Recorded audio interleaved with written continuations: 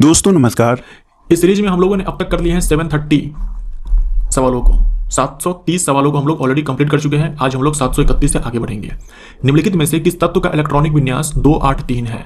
2 है, 8 है, 3 है। ये 283 है क्या? पहले कोश में 2 इलेक्ट्रॉन है, दूसरे में 8 इलेक्ट्रॉन है, तीसरे में 3 इलेक्ट्रॉन है। टोटल इलेक्ट्रॉन कितने हो गए? 13 इलेक्ट्रॉन हो गए। जितने इलेक्ट्रॉन होते हैं उतने ही प्रोटॉन होते हैं। जितने इलेक्ट्रॉन होते हैं उतने ही प्रोटॉन होते हैं। परमाणु जब उदासीन हो तब। तो यहाँ पर कुछ ऋणायन धनायन ऐसा कुछ लिखा नहीं है, तो यहाँ पर परमाणु क्या है? उदासीन है। अगर परमाणु उदासीन है तो जितने इलेक्ट्रॉन होते हैं उसमें उतने ही प्रोटॉन होते हैं, और जितने प्रोटॉन होते हैं वही उसका परमाणु संख्या कहलाता है। वही उसका परमाणु संख्या कहलाता है। यानी परमाणु संख्या कितना?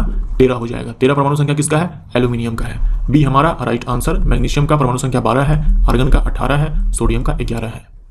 आधुनिक आवर्त सारणी के बाईं ओर स्थित एकमात्र गैर धातु कौन सी है? आधुनिक आवर्त सारणी में बाईं ओर यानी कि इस साइड, ये हमारा लेफ्ट होता है और ऐसे हम जाते हैं तो राइट होता है। तो लेफ्ट साइड में आपको यहां पर मिलेगा एस ब्लॉक, उसके बाद यहां पर मिलेगा आपको डी ब्लॉक बीच में, उसके बाद यहां पर मिलेगा पी ब्लॉक, और नीचे आपको क्या मिलता है? F block. तो एस ब्लॉक के अंदर सारे के सारे धातु हैं, एकमात्र अधातु है वो है हाइड्रोजन।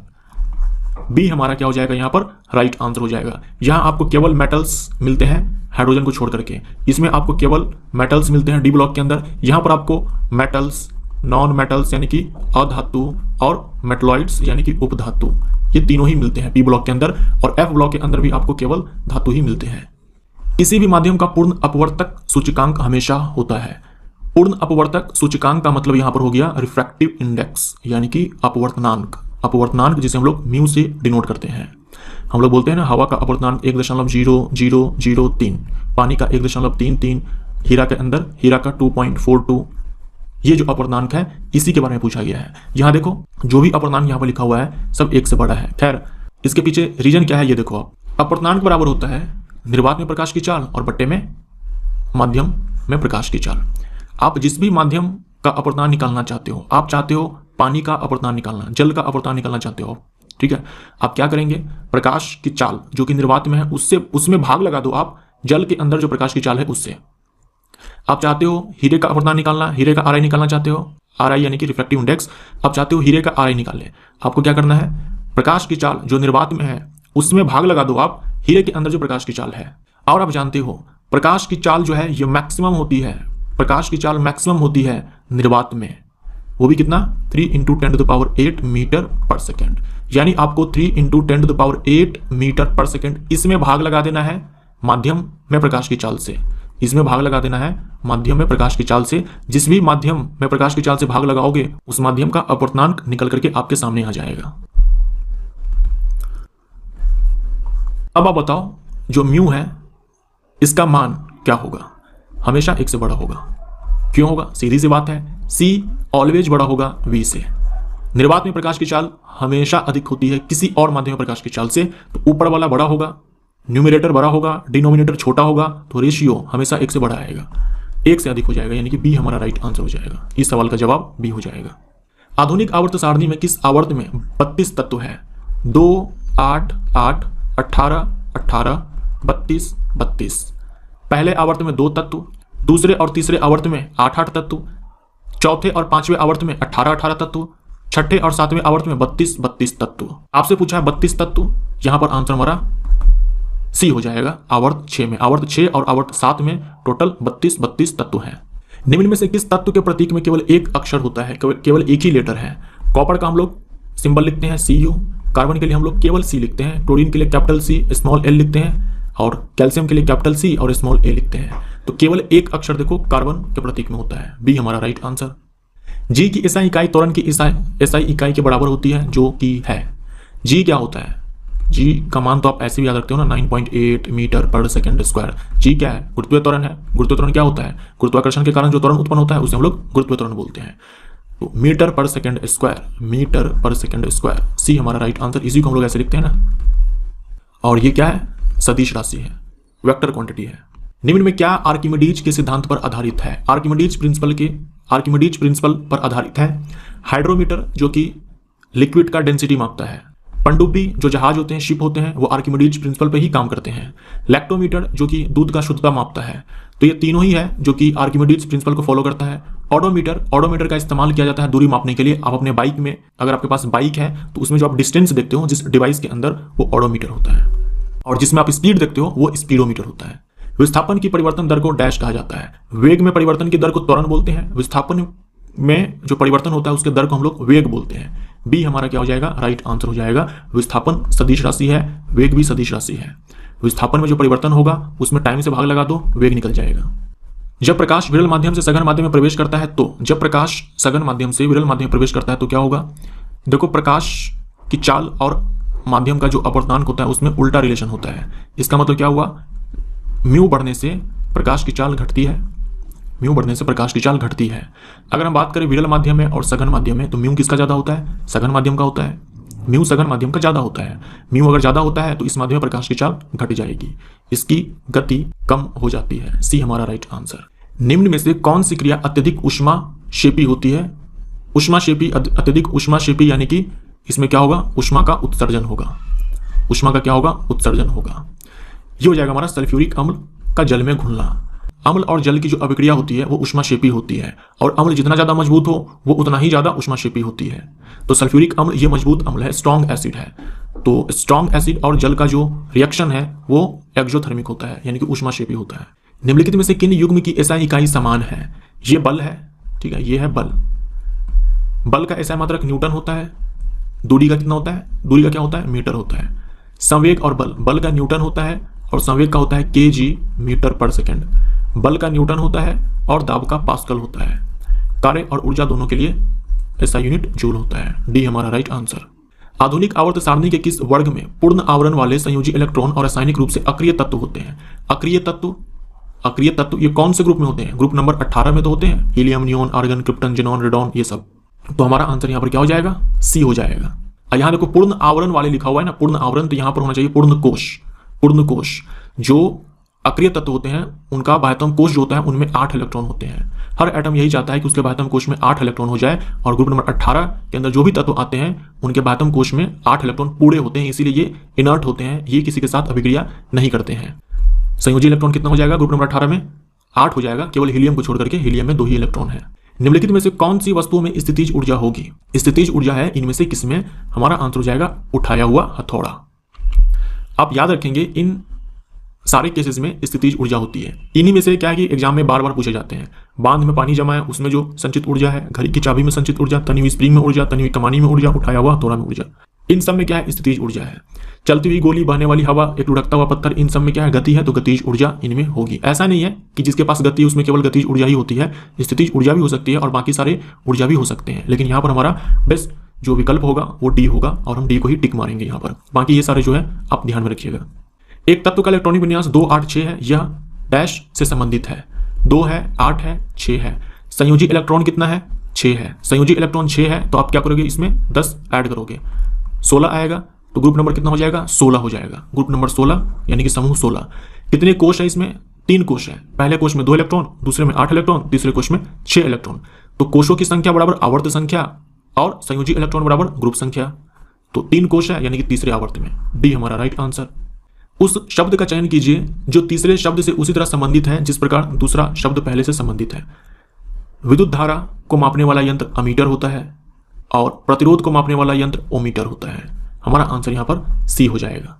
वोल्टेज को मापने वाला यंत्र वोल्टमीटर होता है। वोल्टेज को मापने वाला यंत्र वोल्टमीटर होता है। दाब को मापने वाला यंत्र बैरोमीटर होता है। वायु दाब को मापते हैं बैरोमीटर से।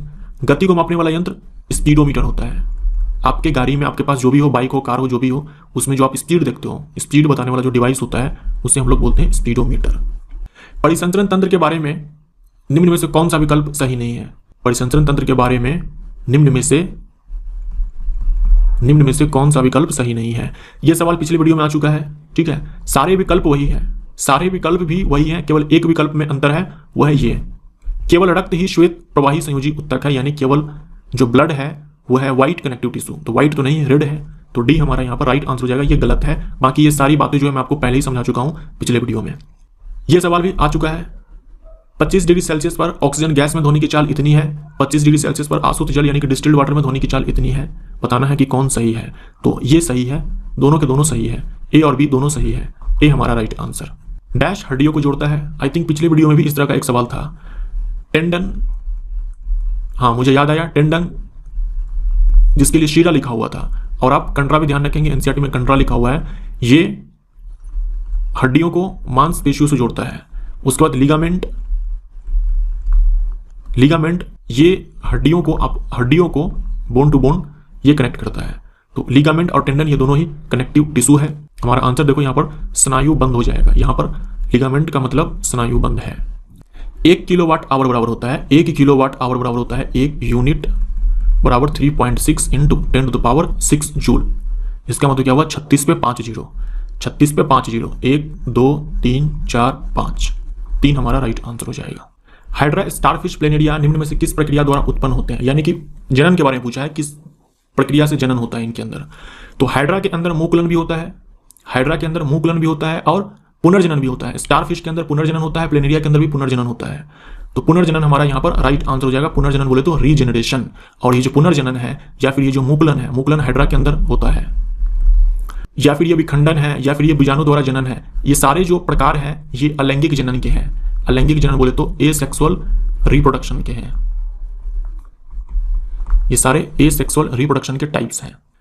बड़े परमाणु वाले तत्वों से बने बंध डैश होते हैं। तो एटम्स साइज में जितने बड़े होते हैं उनके बीच में बनने वाले बॉन्ड्स उतने ही कमजोर होते हैं, उतने ही कमजोर होते हैं। तो यहाँ देखो कमजोर भी है, बहुत कमजोर भी है, तो आप बहुत कमजोर को टिक मारना।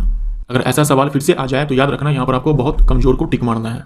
अब इस सवाल में आपको स्थितिज ऊर्जा दे रखा है, वस्तु का द्रव्यमान दे रखा है, आपसे ऊंचाई पूछा है। तो स्थितिज ऊर्जा बराबर होता है mgh। स्थितिज ऊर्जा का मान 480 दे रखा है, m का मान 12 kg दे रखा है, g का मान 10 लेना है, h का मान चाहिए। यहाँ से h बराबर हमारा आ जाएगा 480 बट्टे में 12 गुने में 10। 1 जीरो से 1 जीरो खत्म हो जाएगा, 12 से 48 खत्म हो जाएगा, 4 टाइम्स, 4 मीटर हमारा राइट आंसर। निम्नलिखित में से किस प्रकार के प्रजनन में पूर्ण वयस्क छोटे जीव अपने जनक शरीर से अलग हो जाते हैं और एक नया स्वतंत्र जीव बनते हैं? ये है मुकुलन। देखो विखंडन तो आप जानते ही हो, अमीबा के अंदर विखंडन होता है, प्लाज्मोडियम के अंदर भी विखंडन होता है, लेकिन अमीबा के अंदर द्विविखंडन होता है, प्लाज्मोडियम के अंदर बहुविखंडन होता है। और यहाँ देखो अभी आपने हाइड्रा के अंदर देखा था पुनर्जनन होता है, रीजनरेशन, लेकिन हाइड्रा के अंदर जो है मुकुलन भी होता है। मुकुलन के अंदर क्या होगा, पहले एक छोटा सा बर्ड निकलेगा, फिर ये बर्ड क्या होगा, अलग हो जाएगा जो उसका जनक होगा उसके शरीर से, और ये एक स्वतंत्र जीव बन जाएगा। तो ये हाइड्रा के अंदर जो है मुकुलन भी होता है और पुनर्जनन भी होता है।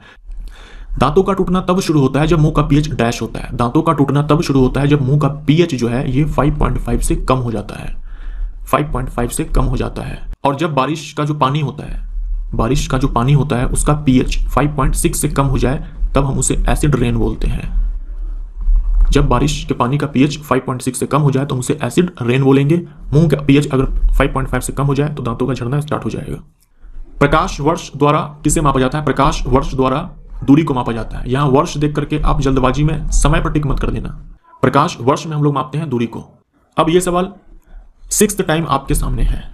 पानी का मात्रा दे रखा है, नमक का मात्रा दे रखा है, सांद्रता बताना है। तो एक काम करिए, इसका आंसर आप ही कमेंट कर दो, ठीक है? Please comment your answer in comment box. क्या होगा इसका जवाब आप दीजिए कमेंट बॉक्स में, देखते हैं कितने लोग उत्तर देते हैं।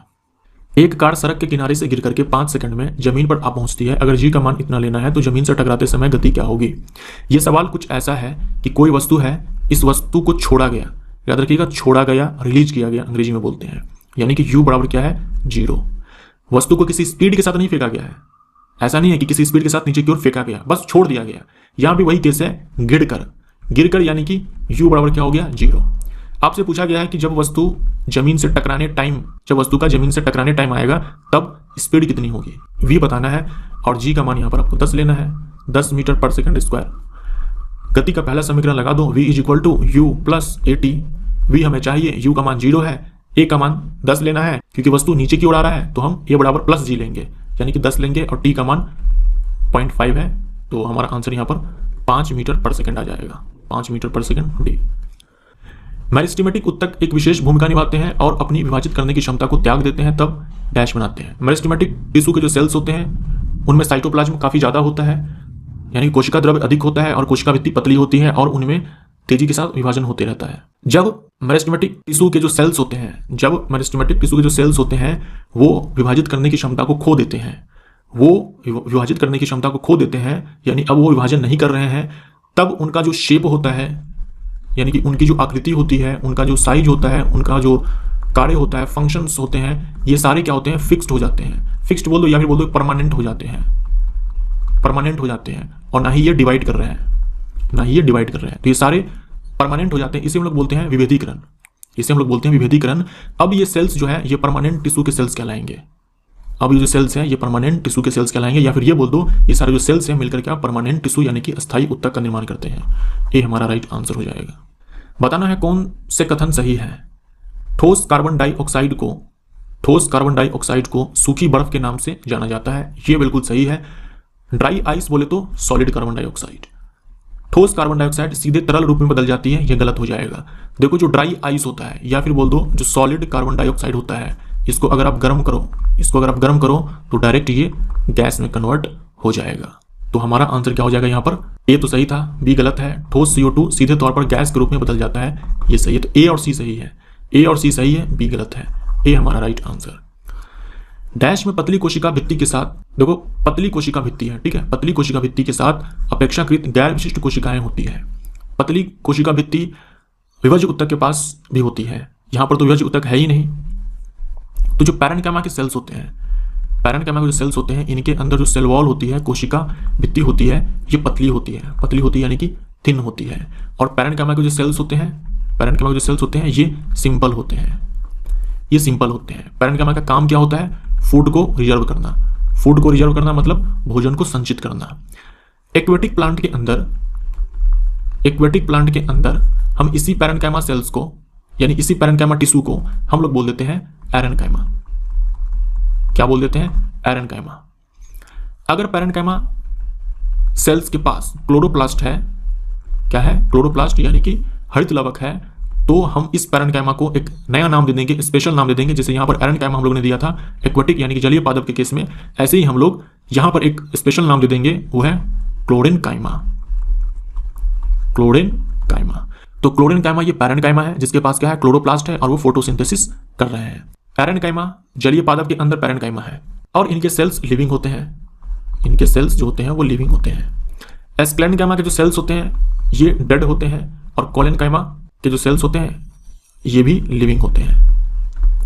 ट्रैकीड्स ये जाइलम टिश्यू के अंदर, मैंने आपको पिछली वीडियो में बताया था कि जो ट्रैकीड्स हैं ये फिर डेड सेल से मिलकर बना हुआ है और ये कंपोनेंट है जाइलम ऊतक का। हमारा आंसर यहाँ पर ए हो जाएगा। पतली कोशिका भित्ति ये आपको पैरेन्काइमा ही में मिलने वाली है। निम्नलिखित रासायनिक अभिक्रिया में किस उत्पाद को X से दर्शाया गया है। यहाँ पर क्या हुआ, कैल्शियम कार्बोनेट है, इसको किया गया है गर्म करने के बाद यहाँ कैल्शियम ऑक्साइड बना है और पूछा है कि यहाँ पर X क्या होगा, तो यहाँ पर X होता है कार्बन डाइऑक्साइड गैस। यहाँ पर देखो क्या हुआ, ये कैल्शियम कार्बोनेट का जो सॉलिड था, ठोस था, ये टूट चुका है कैल्शियम ऑक्साइड के सॉलिड में और कार्बन डाइऑक्साइड गैस में। तो यहाँ पर एक अभिकारक दो उत्पाद के अंदर टूट चुका है। तो जब भी एक अभिकारक, एक रिएक्टेंट दो या दो से अधिक सिंपल उत्पाद में टूटता है तो हम उसे अपघटन अभिक्रिया बोलते हैं। क्या बोलते हैं, अपघटन अभिक्रिया यानी कि डिकम्पोजिशन रिएक्शन। और क्योंकि यहाँ पर टेम्परेचर दिया गया है, हीट दिया गया है, उष्मा दिया गया है, तो हम इसे बोलेंगे तापीय अपघटन यानी कि थर्मल डिकम्पोजिशन। आंसर हमारा यहाँ पर क्या हो जाएगा, सी हो जाएगा। ये जो कैल्शियम कार्बोनेट है इसे हम लोग लाइम स्टोन भी कहते हैं यानी कि चूना पत्थर कहते हैं। ये जो कैल्शियम ऑक्साइड है इसे हम लोग क्विक लाइम कहते हैं। क्विक लाइम बोले तो बिना बुझा हुआ चूना या फिर बोल दो कली चूना। कैल्शियम कार्बोनेट को हम लोग संगमरमर, मार्बल भी बोलते हैं और चौक भी बोलते हैं। मंदता की अंतर्राष्ट्रीय इकाई डैश है। मंदता बोले तो ऋणात्मक त्वरण। अब चाहे त्वरण ऋणात्मक हो या फिर धनात्मक हो, त्वरण है तो एसआई मात्रक मीटर पर सेकंड स्क्वायर। किसी वस्तु पर किया गया कार्य निम्न में से किस पर निर्भर नहीं करता है। तो किया गया कार्य बराबर होता है बल गुणा में विस्थापन और कॉस थीटा। यही होता है फॉर्मूला कार्य का, बल विस्थापन, और ये थीटा क्या है, बल और विस्थापन के बीच का एंगल है। तो विस्थापन हो जाएगा हमारा, आरोपित बल हो जाएगा, बल और विस्थापन के बीच का कोण हो जाएगा। वस्तु के द्रव्यमान पर निर्भर नहीं करता है। डैश जल मिश्रित HCl के साथ प्रतिक्रिया नहीं करता है। यहाँ पर जल मिश्रित का मतलब डाइल्यूट होता है और HCl का मतलब यहाँ पर HC का स्मॉल l। तो बताना इनमें से कौन सी वो धातु है जो HCl के साथ प्रतिक्रिया नहीं करती है। यहाँ आप देखिए, ये जो धातुओं की क्रियाशीलता श्रेणी है, इसमें हाइड्रोजन के नीचे जो भी धातुएं हैं वो अम्ल के साथ अभिक्रिया नहीं करती है। जो भी हाइड्रोजन के नीचे आपको धातु दिख रही है ना, वो अम्ल के साथ अभिक्रिया नहीं करती है। तो हमारा आंसर यहाँ पर कॉपर हो जाएगा। एक चीज और आप ध्यान रखो कि मेटल यानी कि धातु जब अम्ल के साथ यानी कि एसिड के साथ अभिक्रिया करती है तो कौन सी गैस उत्सर्जित होती है? यहाँ पर सॉल्ट बनेगा, लवण बनेगा। और गैस कौन सी उत्सर्जित होती है? हाइड्रोजन। ये इंपॉर्टेंट है, ध्यान में रखिएगा। धातु अम्ल की अभिक्रिया में हाइड्रोजन गैस का उत्सर्जन होता है। योनि डैश की ओर जाती है, योनि डैश की ओर जाती है। यहाँ देखो, ये है योनि, ये है योनि, ये योनि है। और यही योनि आगे चल करके ओपन होती है सर्विक्स में, यानी कि योनि जो है सर्विक्स में खुलती है। सर्विक्स को हम लोग हिंदी में बोलते हैं गर्भाशय ग्रीवा। डी हमारा राइट आंसर हो जाएगा। यह है यूटेरस यानी कि एम्ब्रियो, सॉरी माफ करना, गर्भाशय। यह है गर्भाशय। और यह है फैलोपियन ट्यूब। अंडाणु और शुक्राणु यानी कि स्पर्म और एग में निषेचन कहाँ पे होता है, फर्टिलाइजेशन कहाँ पे होता है? आपका आंसर क्या होगा? फैलोपियन ट्यूब में होता है। ठीक है, ये जो फैलोपियन ट्यूब है यहीं पर होता है, यहीं पे होता है। यहाँ से अंडाणु चल करके ऐसे यहाँ पे आएगा और यहाँ से शुक्राणु ऐसे यहाँ पे जाएगा और यहीं पर क्या होगा? निषेचन। मनुष्यों में भी जो महिला होती है उनमें यौन गुणसूत्र का सेट होता है, यानी फीमेल के अंदर जो सेक्स क्रोमोसोम होता है यानी कि लिंग गुणसूत्र हम जिसे बोलते हैं उसका सेट होता है। XX होता है। मेल के अंदर XY होता है, स्पर्म के अंदर, शुक्राणु के अंदर। और महिला के अंदर जो अंडाणु होता है उसमें XX होता है लिंग गुणसूत्र। बी हमारा राइट आंसर। किसी वस्तु का द्रव्यमान 20 kg है, पृथ्वी पर इसका वजन क्या होगा? तो भौतिकी के अंदर वजन का मतलब होता है भार और भार का मतलब होता है बल। तो ये जो भार होता है ये हमारा द्रव्यमान और गुने में गुरुत्वीय त्वरण होता है। द्रव्यमान दे रखा है 20 kg और त्वरण हमें 10 लेना है, 10 मीटर पर सेकंड स्क्वायर। तो यहां से 200 न्यूटन आ जाएगा हमारा आंसर, 200 न्यूटन। बिना बनाए इस सवाल का जवाब आप डी दे सकते थे, क्योंकि यहां देखो केजी दे रखा है, वाट दे रखा है, पास्कल दे रखा है। वजन का जो मात्रक होता है वो न्यूटन होता है, ऐसा मात्रक न्यूटन होता है। केजी द्रव्यमान का ऐसा मात्रक है, वाट शक्ति का ऐसा मात्रक है और पास्कल दाब का ऐसा मात्रक है। केवल एक विकल्प था न्यूटन वाला, तो हमारा आंसर यहां पर सीधा डी हो जाता। निम्न में से किसका कोई इकाई नहीं है? लेंस की शक्ति को हम लोग डायोप्टर में मापते हैं, फोकल लंबाई को हम लोग मीटर सेंटीमीटर में तो माप ही सकते हैं, और यहां पर जो निर्वात शक्ति है इसे हम लोग वाट में मापेंगे। हमारा आंसर यहां पर आवर्धन हो जाएगा। आवर्धन को हम लोग m से डिनोट करते हैं। दर्पण के अंदर आप पढ़ते हो ना, आवर्धन बराबर होता है वस्तु की प्रतिबिंब की ऊंचाई और बट्टे में वस्तु की ऊंचाई। एक और फॉर्मूला होता है माइनस प्रतिबिंब की दूरी और बट्टे में वस्तु की दूरी, ये आप ध्यान में रखिएगा। अब यहां पर देखो, मान लेता हूं मैं प्रतिबिंब की ऊंचाई 2 मीटर है और वस्तु की ऊंचाई 1 मीटर है, तो यहां मीटर और मीटर खत्म हो जाएगा, तो बचेगा क्या? केवल न्यूमेरिकल वैल्यू, केवल ये संख्यात्मक मान बचेगा ना, यूनिट नहीं बचेगा। ऐसे ही आप यहां पर देख लो, मान लो प्रतिबिंब की दूरी मैं ले लेता हूं 5 सेंटीमीटर और वस्तु की दूरी मैं यहां लेता हूं 2 सेंटीमीटर। यहां से सेंटीमीटर सेंटीमीटर खत्म हो जाएगा, बचेगा क्या? -2.5। यहां पर भी इकाई नहीं बचेगा। तो ये चीज आपको ध्यान में रखना है कि आवर्धन के पास कोई मात्रक नहीं, कोई इकाई नहीं है। मान लीजिए आवर्धन अगर नेगेटिव आ जाए, पहले देख लो पॉजिटिव आ जाए, तो इसका मतलब क्या हुआ? पॉजिटिव आने का मतलब यह हुआ कि जो प्रतिबिंब है वो आभासी है, यानी कि वर्चुअल है। प्रतिबिंब क्या है? आभासी है, और आभासी प्रतिबिंब हमेशा सीधा होता है, यानी कि इरेक्ट। अगर ये जो आवर्धन है, ये जो मैं आपको बता रहा हूं ना, ये मिरर के केस में, ठीक है। अगर आवर्धन ऋणात्मक है, इसका मतलब प्रतिबिंब वास्तविक है, प्रतिबिंब रियल है, और रियल जो इमेज होता है वो इन्वर्टेड होता है, यानी कि उल्टा होता है। मान लीजिए इस आवर्धन का जो परिमाण है ये 1 से बड़ा आए, इसका मतलब ये हुआ कि जो प्रतिबिंब का साइज है, जो प्रतिबिंब का साइज है ये बड़ा है ऑब्जेक्ट के साइज से, यानी बिंब के साइज से। प्रतिबिंब का जो आकार है वस्तु के आकार से बड़ा है, और आवर्धन अगर आवर्धन का सिर्फ परिमाण 1 से छोटा है, इसका मतलब क्या हुआ? जो प्रतिबिंब का साइज है वो छोटा है वस्तु के साइज से। अगर इसका मान 1 के बराबर आ जाए, मतलब प्रतिबिंब का जो आकार है वस्तु के आकार के बराबर है। तो ये सारी बातें हैं जो आप ध्यान में रख सकते हो। जैसे मान लो मैंने कहा आवर्धन -2 आया, -2 आया, तो सबसे पहले आप यहाँ पर देखो, जो प्रतिबिंब है, जो आवर्धन है वो यहाँ पर ऋणात्मक है। आवर्धन ऋणात्मक है, तो ऋणात्मक का मतलब क्या हुआ? जो प्रतिबिंब है ये वास्तविक है और उल्टा है। वास्तविक प्रतिबिंब हमेशा उल्टा होता है। और यहाँ पर परिमाण देखो, मतलब चिन्ह को छोड़ करके परिमाण देखो यहाँ पर, तो यहाँ पर परिमाण आपको 2 दिख रहा है ना, यानी कि 1 से बड़ा है। 1 से बड़ा है, इसका मतलब क्या हुआ, जो प्रतिबिंब का आकार है वो बड़ा है वस्तु के आकार से। H2SO4 का आणविक द्रव्यमान क्या है, मॉलिक्यूलर मास क्या है, आपके पास फॉर्मूला है H2SO4। यहां देखो आप, हाइड्रोजन का जो द्रव्यमान होता है वो 1 होता है और संख्या में यहां पर 2 है तो टोटल 2 हो जाएगा। सल्फर को देखते हैं, यहां पर सल्फर का परमाणु संख्या होता है 16 और परमाणु द्रव्यमान 32 होता है, तो यहां पर 32 हो जाएगा और सल्फर संख्या में 1 ही है तो यहां पर 32। ऑक्सीजन का परमाणु संख्या 8 होता है और परमाणु द्रव्यमान 16 होता है, तो 16 गुने में संख्या में देखो 4 है यहां पर, तो ये 4 आ जाएगा, यहां पर 64 हो जाएगा हमारा।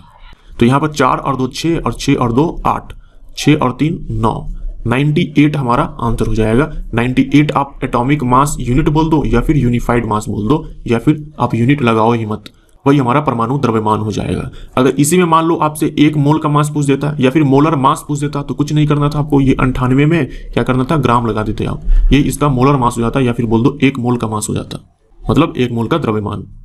निम्न में से किस वैज्ञानिक ने यह कह दिया कि द्रव्य को ऊर्जा में यानी कि द्रव्यमान को ऊर्जा में और ऊर्जा को द्रव्यमान में स्थानांतरित किया जा सकता है। तो अल्बर्ट आइंस्टीन का एक इक्वेशन आपने देखा होगा, ये वाला E = mc², E = mc², ये है द्रव्यमान और यह प्रकाश की चाल। यही रिलेशन हमें यह बताता है कि द्रव्यमान को ऊर्जा में और ऊर्जा को द्रव्यमान में स्थानांतरित किया जा सकता है। तो अल्बर्ट आइंस्टीन हमारा यहां पर राइट आंसर हो जाएगा। डैश की SI इकाई एम्पियर है, तो एम्पियर में हम लोग विद्युत धारा को मापते हैं, C हमारा राइट आंसर हो जाएगा। अभिभांतर को हम लोग वोल्ट में मापते हैं, विद्युत आवेश को हम लोग कूलम में मापते हैं और प्रतिरोध को हम लोग ओम में मापते हैं। सोडियम कार्बोनेट का रासायनिक सूत्र है, सोडियम कार्बोनेट का रासायनिक सूत्र होता है Na2CO3.10H2O, सोडियम कार्बोनेट डेकाहाइड्रेट। आप ये पूरा ध्यान में रखो, इसे धावन सोडा बोलते हैं यानी कि वॉशिंग सोडा बोलते हैं। तो Na2CO3 हमारा राइट आंसर यहां पर हो जाएगा। अब यहां पर सवाल थोड़ा सा ऊट पटांग तरीके से पूछा हुआ है, जो कि समझ नहीं आ रहा है कि पूछ क्या रहा है। यहां पे समूह पूछ रहा है या फिर आवर्त पूछ रहा है।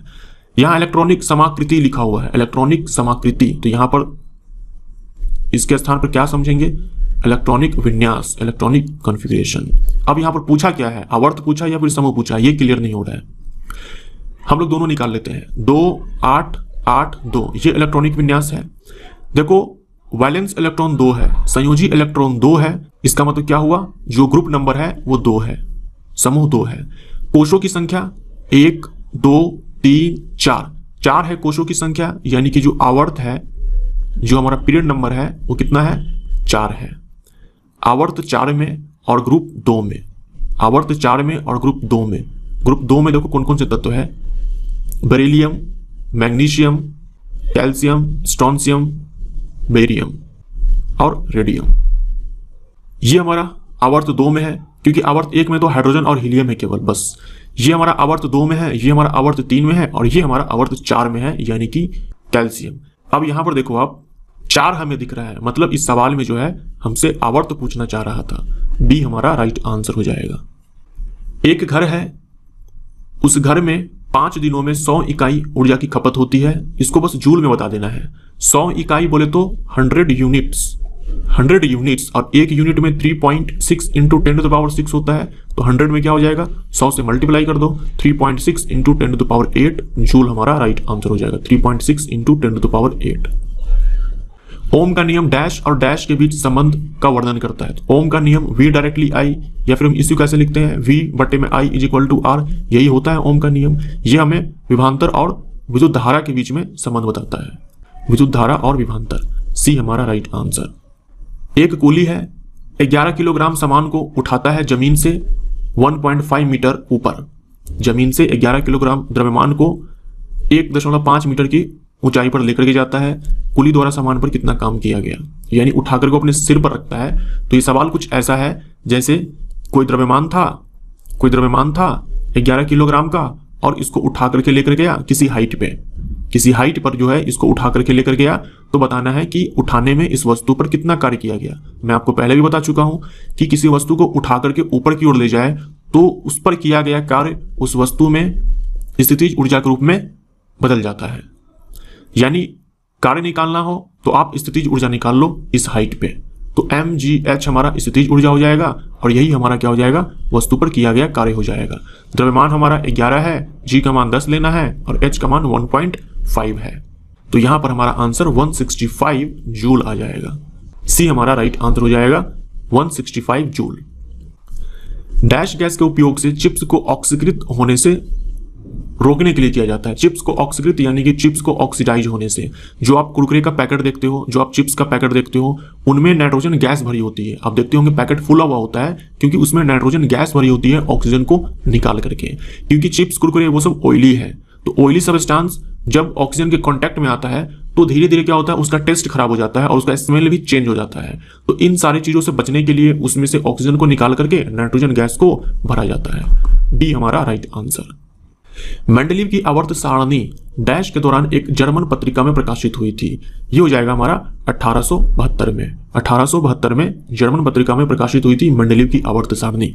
इनका आप क्या करो, ये भी याद रखो कि इनका जन्म कब हुआ था और मृत्यु कब हुई थी। इनका जन्म हुआ था 1834 में और मृत्यु हुई थी 1907 में। ये चीज आप ध्यान में रखिएगा, यहां से भी सवाल आपके एग्जाम में पूछा जा सकता है। ये सवाल हम लोग ऑलरेडी कर चुके हैं। सेम विकल्प है जो आपने पिछले 2 वीडियो में देखा था। एक विकल्प में यहां पर अंतर है, यह शरीर के वजन का लगभग इतना % होता है, इतना से इतना % होता है। ये गलत है, ये हमारा राइट आंसर हो जाएगा। इन सारे सवालों पर हम लोग ऑलरेडी बात कर चुके हैं। अब मैं अगले वीडियो से क्या करने वाला हूं, अगले वीडियो से मैं ये करने वाला हूं, जो सवाल मैं आपको ऑलरेडी करवा चुका हूं, जो सवाल मैं आपको ऑलरेडी करवा चुका हूं और जो सवाल बार बार रिपीट हो रहे हैं उनको मैं छोड़ दूंगा।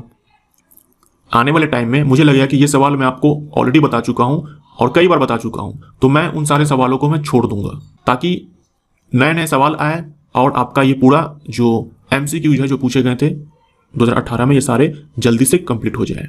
अब जैसे यही सवाल देख लो, ये लगाकर तीसरा बार है आपके सामने में, तो ऐसे और भी सवाल अगर आएंगे तो मैं उसको छोड़ दूंगा। एक एकल आवृत्ति द्वारा उत्पन्न ध्वनि को डैश कहा जाता है। ऐसा साउंड जिसमें केवल एक ही फ्रीक्वेंसी होता है, ऐसा साउंड जिसमें केवल एक ही फ्रीक्वेंसी होता है उसे हम टोन कहते हैं। बी हमारा राइट आंसर हो जाएगा। अब इस सवाल को आप पढ़िए, पढ़ करके समझिए।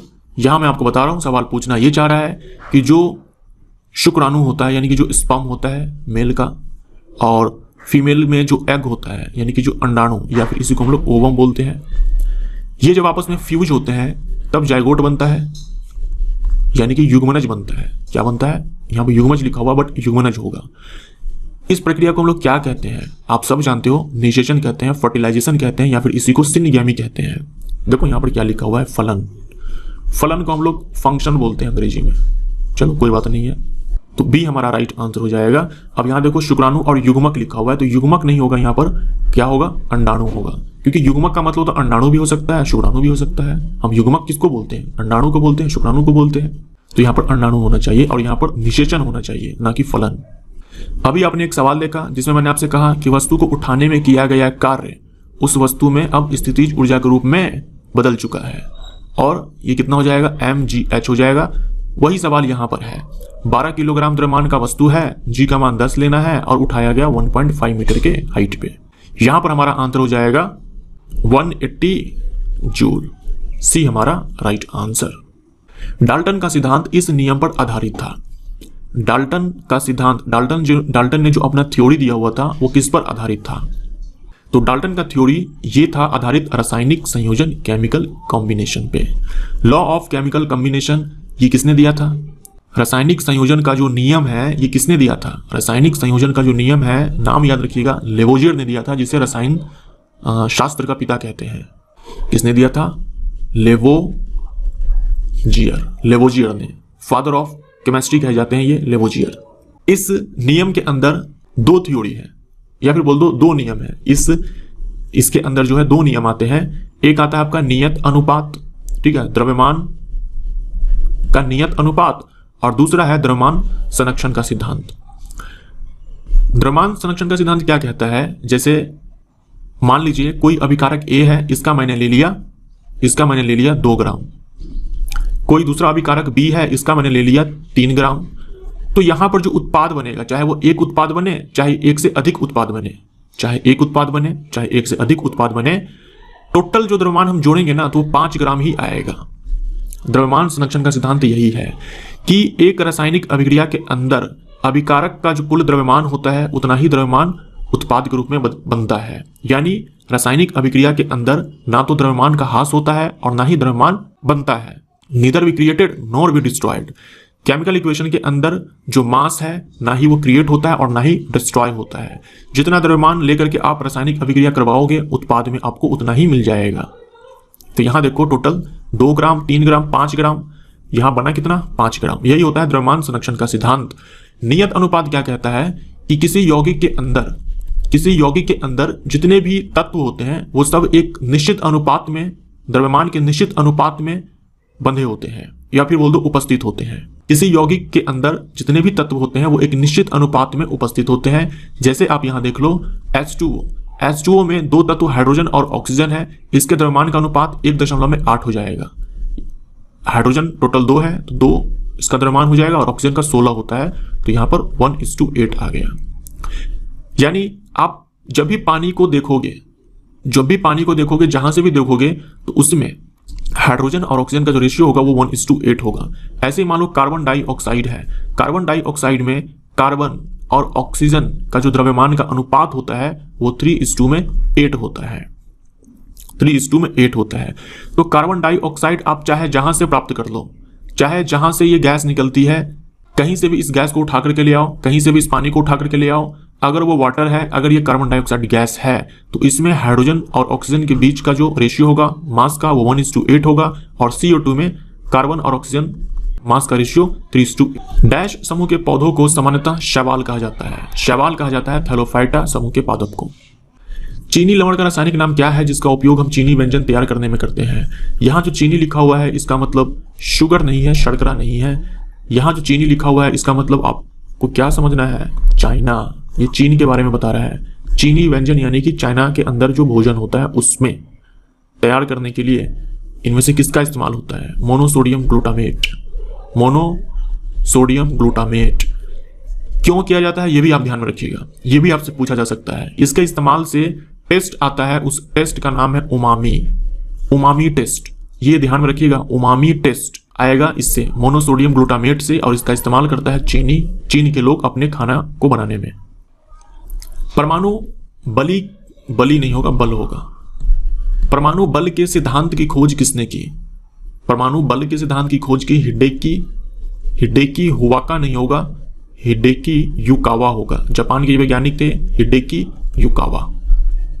इन्होंने बताया कि नाभिक के अंदर जो प्रोटॉन्स हैं, जो न्यूट्रॉन्स हैं, उनके बीच में किस प्रकार का आकर्षण है, किस प्रकार का बल है, वो कैसे इंटरेक्ट करते हैं। और इन्होंने बताया कि नाभिक जो है कैसे स्टेबल है, कैसे स्थिर है। इन्होंने नाभिक के अंदर मिसोन पार्टिकल की खोज की, मिसोन कण की खोज की। इन्होंने बताया ये मिसोन पार्टिकल ही है जिसके कारण जो नाभिक है वो स्थिर है, यानी कि स्टेबल। मेंडलीव की आवर्त सारणी में डैश निकल से पहले दिखाई देते हैं। मेंडलीव की आवर्त सारणी में देखो निकल से जस्ट पहले आपको कोबाल्ट दिखेगा। ये मेंडलीव के पीरियोडिक टेबल के अंदर ये कमी है। मेंडलीव ने कहा था कि हमने पीरियोडिक टेबल के अंदर तत्वों को उसके बढ़ते हुए परमाणु द्रव्यमान के आधार पर सजाया है, लेकिन यहां पर देखो कोबाल्ट का परमाणु द्रव्यमान ज्यादा है निकल से, तो होना चाहिए था ये कि यहां पर निकल का होना चाहिए था, लेकिन यहां पर कोबाल्ट का होना चाहिए था।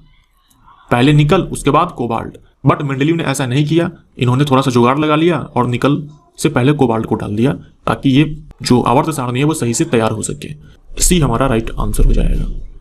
10 न्यूटन का बल किसी वस्तु पर कार्य कर रहा है, वस्तु बल की दिशा में 5 मीटर विस्थापित होती है तो किया गया कार्य होगा, तो किया गया कार्य बराबर हमारा हो जाएगा बल और गुने में विस्थापन।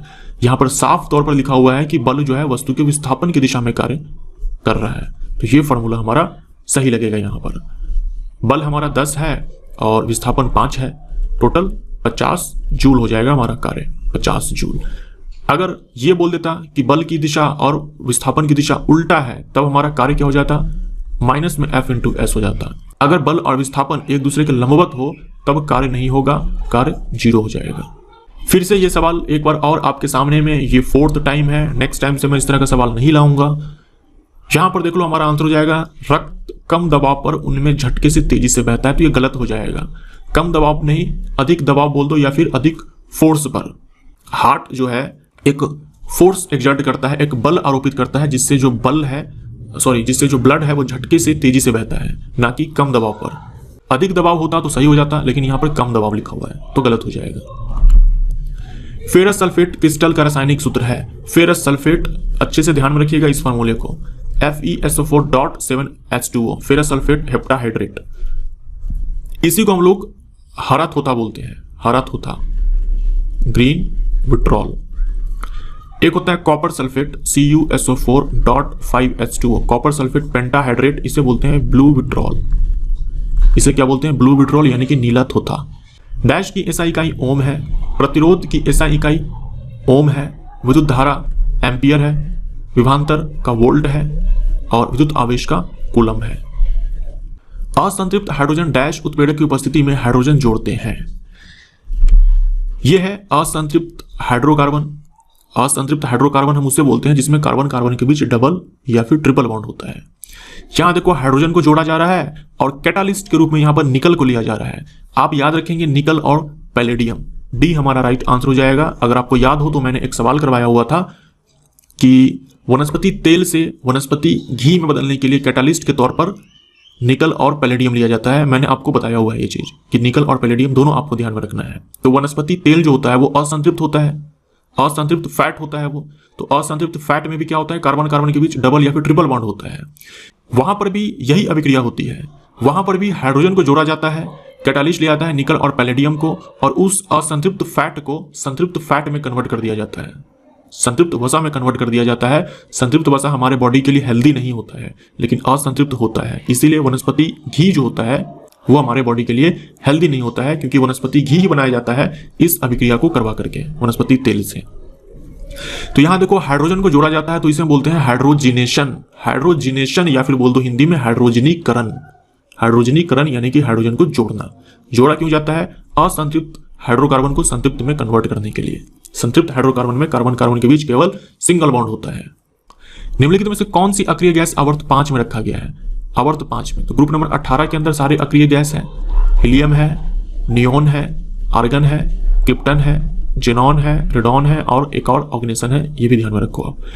पहला आवर्त में हीलियम है, दूसरा में नियोन है, तीसरा में आर्गन है, चौथा में क्रिप्टन है और पांचवा में जेनॉन है। सी हमारा राइट आंसर।